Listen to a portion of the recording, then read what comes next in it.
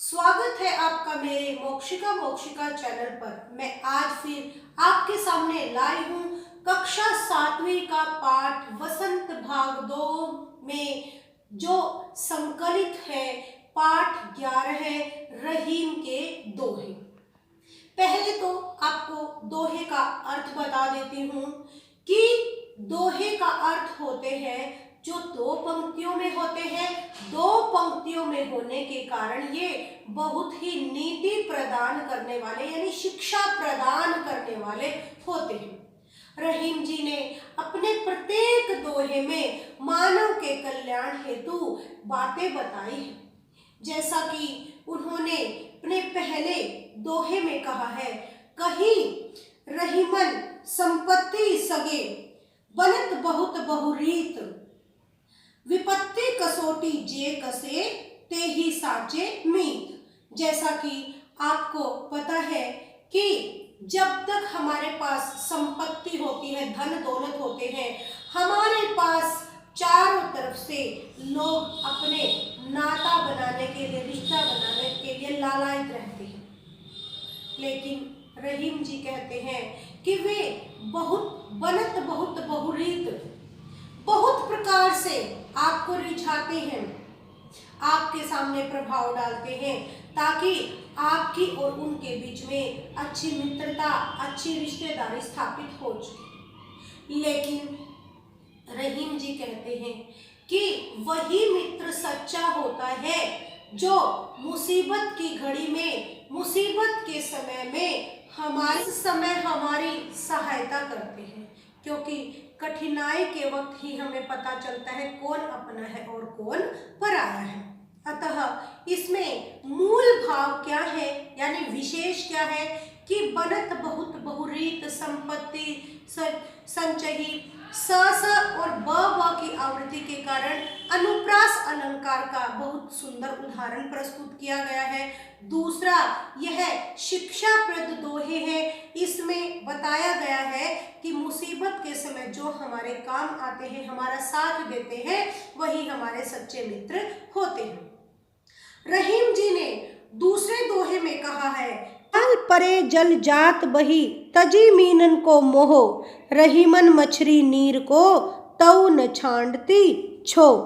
इसमें जाल परे परी जात बही यानी मछली, आपको पता है कि पानी में रहने वाला जीव है, वह पानी के बिना जीवित नहीं रह सकती। जब हम छोटे छोटे थे तो हमें मछली जल की रानी है, जीवन उसका पानी है, हाथ लगाए तो डर जाएगी, बाहर निकाले तो मर जाएगी। यह कविता हमने बहुत गाई है, सुनी है। लेकिन अब जब हम बड़े हो गए तब हमने उस वास्तविक अर्थ को समझा कि मछली का जीवन पानी में ही संभव है। लेकिन मछली पानी से अपना मोह नहीं छोड़ती। यह कहने का भाव है कि वह जल के मोह में तड़प तड़प कर अपने प्राण त्याग देती है, लेकिन पानी का मोह नहीं छोड़ती। जाल में भी गिरने के बाद वह सोचते हैं कि मुझे दोबारा से जल की प्राप्ति हो जाए। और इसी प्रकार से रहीम जी कहते हैं कि मानव का जो जीवन है वह भी ऐसा ही है कि उसे पता है कि मृत्यु होनी ही है, लेकिन फिर भी वह सांसारिक मोह माया लोभ मोह में फंसा रहता है और अंत समय में उन्हीं के लिए वह तड़प तड़प कर मृत्यु को प्राप्त हो जाता है।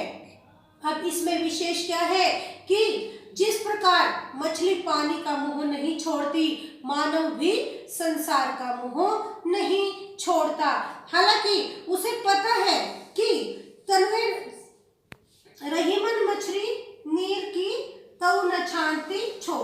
रहीम जी कहते हैं कि मछली जिस प्रकार पानी के वियोग में तड़प तड़प कर मर जाती है, उसी प्रकार से वह मानव भी उस सांसारिक लोभ मोह माया में तड़प तड़प कर मर जाता है।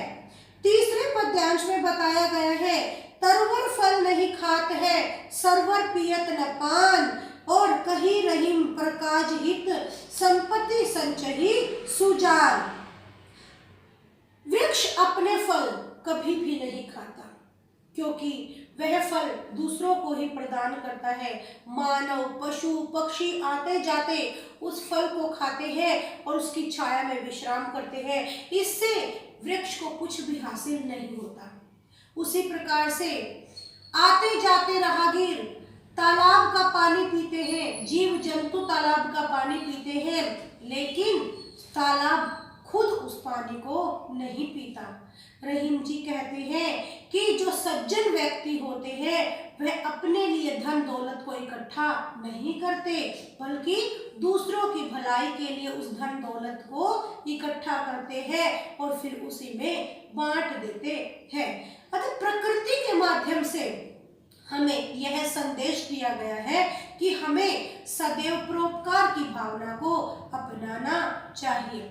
संपत्ति संचयी में स की आवृत्ति है, तो यहाँ पर अनुप्रास अलंकार का बखूबी उदाहरण दिया गया है। इससे अगला पद्यांश है कि थोथे बादर कवार के ज्यो रहीम गहरात, धनी पुरुष निर्धन भये करे पाछिली बात। रहीम जी कहते हैं कि जिस प्रकार से कवार के महीने के बादल थोथे होते हैं, खाली होते हैं, कवार का महीना एक देसी महीना होता है, जिस प्रकार से हमारे भादो, सावन, साठ, इस प्रकार से देसी महीने का नाम है कवार। तो कवार के महीने में जो बादल होते हैं वह गरज गरज कर तो आते हैं लेकिन वर्षा नहीं करते।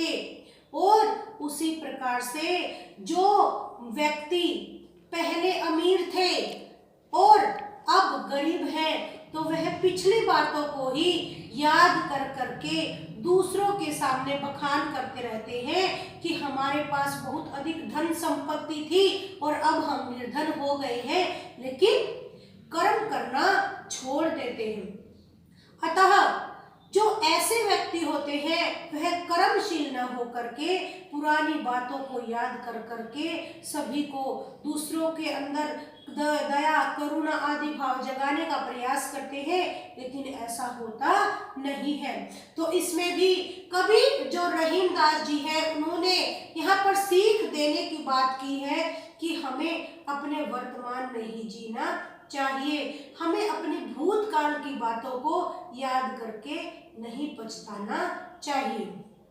अब इसमें भी जो की बात की हुई है, जैसे जो रहीम गहरात, जो जैसे जहां पर उदाहरण आ जाता है, ठीक है, वहां पर हमारा उपमा, उत्प्रेक्षा, इस प्रकार के अलंकार आ जाते हैं। जानो, जनु, मानो, मनु, यानी यहाँ पर उत्प्रेक्षा अलंकार आता है।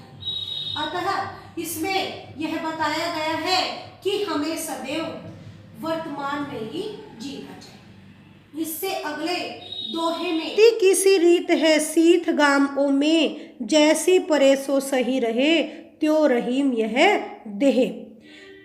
रहीम जी कहते हैं कि हमें धरती के समान शीतल होना चाहिए, धैर्यवान होना चाहिए। जिस प्रकार से धरती सर्दी, गर्मी, वर्षा और सभी ऋतुओं में एक समान धैर्य भाव से रहती है, तो उसी प्रकार से मानव को भी ऐसे ही धैर्यवान बने रहना चाहिए।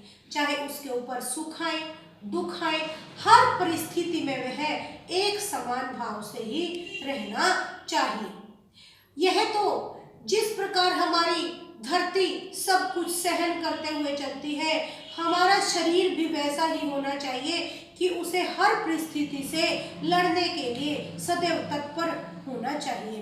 तो यह बताया गया है कि मानव को सदैव संघर्षशील रहना चाहिए और हर परिस्थिति में डट कर उसका मुकाबला करते हुए धैर्य के साथ डटे रहना चाहिए। मेरी यह वीडियो अच्छी लगे तो इसे लाइक, शेयर और सब्सक्राइब करना न भूलें, क्योंकि रहीम और कबीर दो ही ऐसे कवि हुए थे जिन्होंने अपने दोहों में, अपनी कविताओं में, अपने काव्य में लोगों को काफी सीख दी है। और यह शिक्षाप्रद दोहे रहीम जी के हैं, तो इन्हें हमें हर व्यक्ति तक पहुंचाने का प्रयास करना चाहिए। धन्यवाद।